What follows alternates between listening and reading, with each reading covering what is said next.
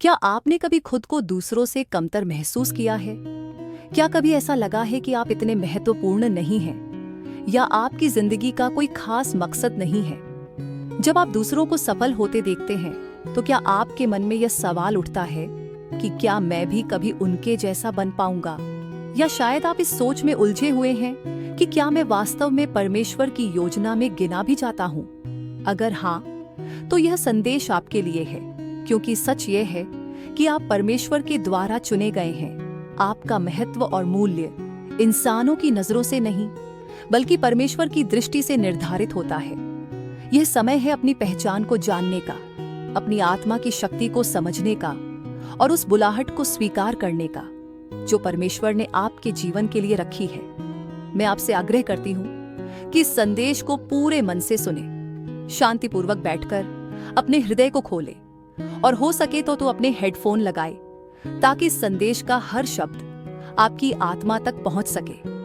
अंत तक जरूर सुने, क्योंकि हम आपके लिए एक विशेष प्रार्थना लेकर आए हैं जो आपकी आत्मा को चंगा करने और आपके जीवन को बदलने की क्षमता रखती है।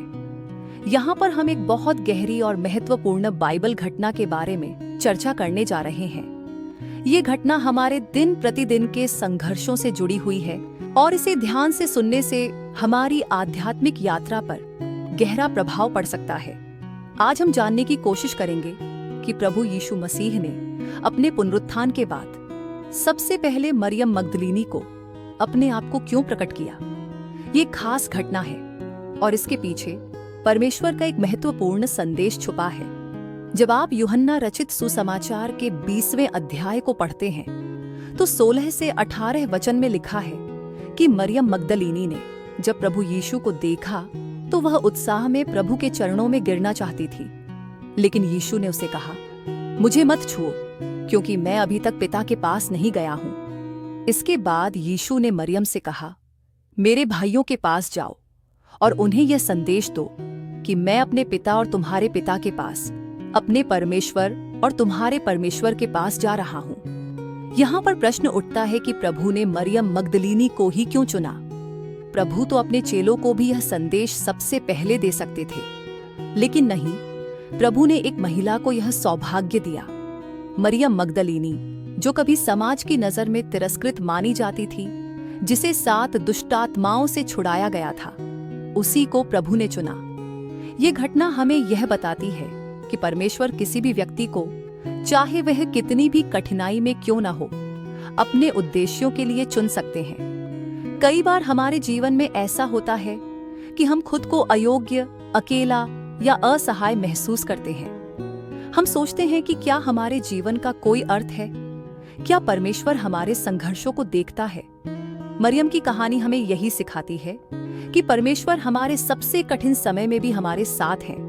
वह हमें अकेला नहीं छोड़ते, बल्कि हमारे संघर्षों के बीच हमें आशा और प्रकाश दिखाते हैं। जब कब्र का पत्थर हटाया गया था तो केवल एक खाली कब्र दिखाई दे रही थी, लेकिन इसके पीछे एक गहरा संदेश था।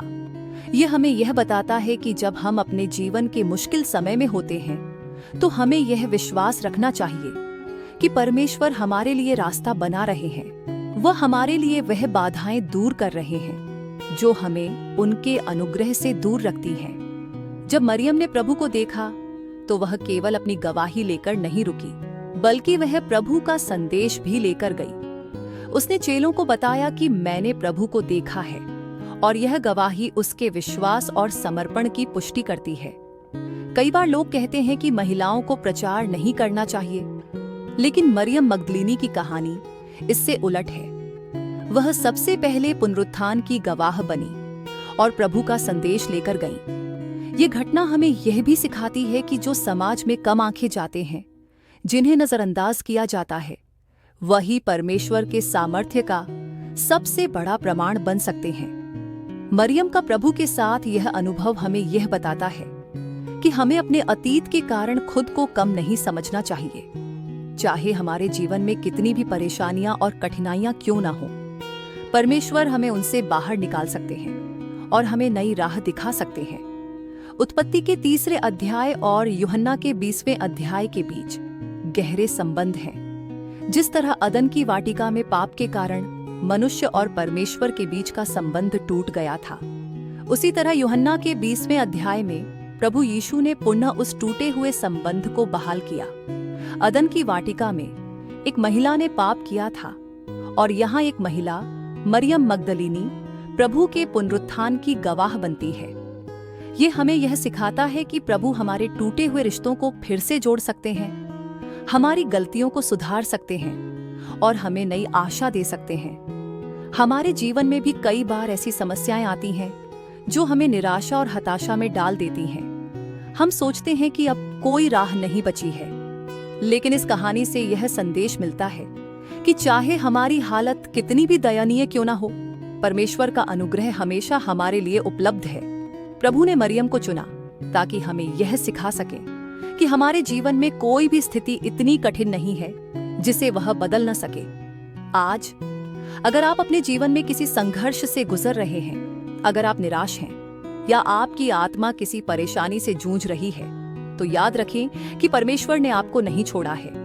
वह आपके साथ हैं, वह आपकी मदद करना चाहते हैं और वह आपकी स्थिति को बदल सकते हैं। उनके पास जाइए, अपने हृदय को खोलिए और देखिए कैसे वह आपकी जिंदगी में चमत्कार कर सकते हैं। जैसा कि यूहन्ना 20 के 18वें वचन में मरियम ने कहा, मैंने प्रभु को देखा है, उसी तरह आप भी अपने जीवन में कह सकेंगे कि मैंने प्रभु के अनुग्रह को देखा है।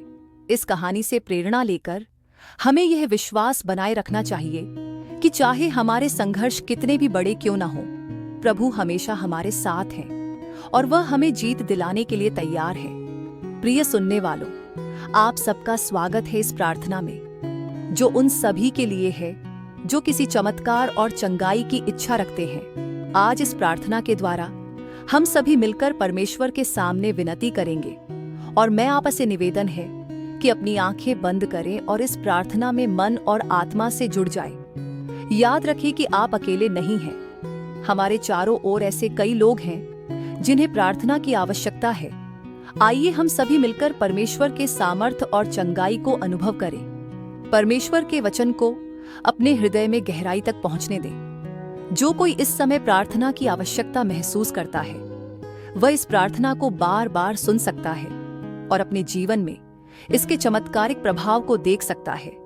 आइए हम प्रार्थना करें। स्वर्गीय पिता, हम आज एकत्र होकर यीशु के अद्भुत और सामर्थी नाम में प्रार्थना करते हैं। जहां 2 या 3 लोग एक साथ आते हैं, वहां आप हमारे बीच होते हैं और जो कुछ हम विश्वास के साथ मांगते हैं वह आप हमें देते हैं। वचन कहता है कि अगर हमारे मन में कोई अस्वीकृति या क्षमा न करने की भावना है, तो हमें इसे प्रार्थना से पहले आपके चरणों में छोड़ देना चाहिए। इसलिए हम इस समय सभी गुस्से, बुरी भावनाओं और किसी भी गलत सोच को आपके सामने छोड़ते हैं और उन्हें क्षमा करते हैं जिन्होंने हमें ठेस पहुंचाई है। पिता, यीशु के नाम में हम आपसे प्रार्थना करते हैं, क्योंकि आत्मा में कोई दूरी नहीं होती। हम आपके सामने उन सभी को लाते हैं जो दर्द और तकलीफ में हैं, चाहे वह भावनात्मक हो या शारीरिक। हर प्रकार का दर्द, चिंता और भय हम आपके हाथों में सौंपते हैं। हम जानते हैं कि आप उनकी चिंता करते हैं और उनके हर एक दुख को समझते हैं। हम यीशु के नाम में इस दर्द को बांधते हैं और उसे उनके मन और शरीर से जाने का आदेश देते हैं। परमेश्वर के वचन में लिखा है, यीशु ने हमारे रोग और दुख को स्वयं पर लिया। यशायाह 53:5। हम आपके वचन पर विश्वास करते हैं और यह घोषणा करते हैं कि इस समय आपकी चंगाई की शक्ति उन पर प्रकट हो रही है। यीशु के लहू के द्वारा हम उनकी चंगाई की घोषणा करते हैं।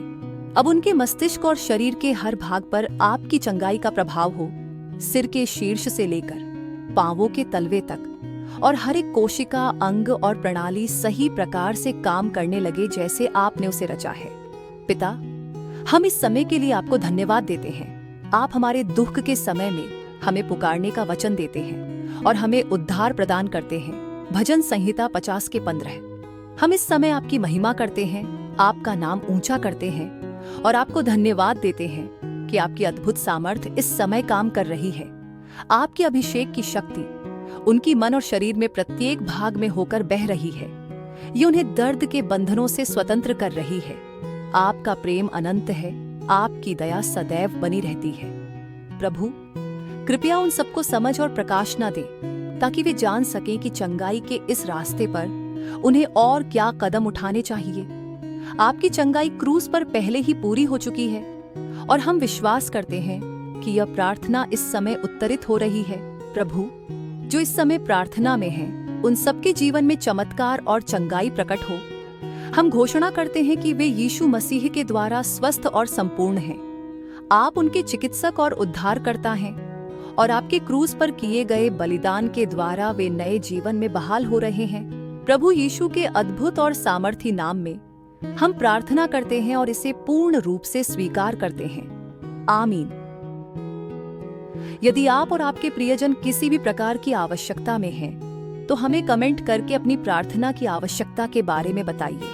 आइए हम मिलकर परमेश्वर से चमत्कार और चंगाई की उम्मीद करें। तो अब मेरे प्रिय ख्रिस्त विश्वासी भाइयों और बहनों, अगर इस संदेश ने आपके दिल को छुआ है और आपको यह एहसास दिलाया है कि आप परमेश्वर के द्वारा चुने गए हैं, तो मैं आपसे एक विनम्र निवेदन करती हूँ। हमारे चैनल सैक्रेड स्क्रिप्ट सोर्स को सब्सक्राइब करें, ताकि आप हर दिन ऐसे ही प्रेरणादायक बाइबल संदेश और कहानियों को सुन सकें, जो आपके जीवन में आशा और शक्ति का संचार करें। अगर आप इस सेवकाई को आगे बढ़ाने में हमारी मदद करना चाहते हैं, तो वीडियो के नीचे दिए गए थैंक्स बटन का उपयोग करके हमें आर्थिक सहयोग दे सकते हैं। इसके अलावा हमें इंस्टाग्राम और एक्स पर भी फॉलो करें, जिनके लिंक वीडियो और चैनल के विवरण में दिए गए हैं। आपका हर कदम परमेश्वर के अनुग्रह में हो।